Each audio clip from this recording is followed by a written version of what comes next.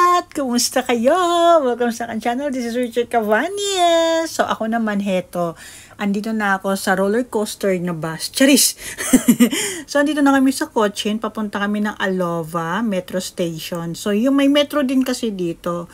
O diba? Charis. So ito yung dinadaanan namin. Yung nakikita nyo ayun ay solar funnel sa may airport. Yun ang ginagamit nila dito sa Cochin. Ang lawak-lawak. Hindi ko alam kung ilang hektarya yung solar panel na yan.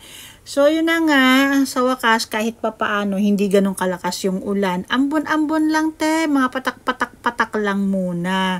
Hindi ko alam. Pero nandito na yung city na ere. Nandito kami sa city. Pero ganito pa talaga sila. Kumbaga, nagbibuild pa lang yun talaga yung palabas ka ng airport nila. Pero in fairness naman sa kanila, ayan na, nag-i-start yung mga construction nila na hindi ko alam kung anong gagawin dyan. O, diba? Pero sasadyang talagang mabundok din sa kanila at mabukid talaga. Pero binibuild na nila, ginagawa na nilang maayos. Charis! Maayos talaga. So, sadya namang maayos ang place nila. O, diba? Sadyang kung ikaw talaga ay sadyang lumaki ka sa yung mga seating walang mga puno, ay mamamangha ka sa lugar nila. Pero ako naman ay eto. So, kami ay pabalik na ng Dubai. Nag-stop over lang kami din sa Cochin. So, whole day kami dito kasi mamayang gabi pa yung flight namin. So, sa oras ngayon din ay alas 11 ng umaga dito sa India.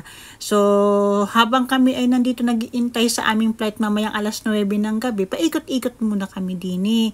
At dito naman ay maraming mga tourist spot na pwede mong pasyalan. Ngayon nga lang talaga, ang saklap mo ay umuulan. So, sana nga itong ulan na to ay ganyan lang, hindi na lumakas pa ng lumakas. Kasi pag lumakas pa ng lumakas, ewan ko na lang talaga.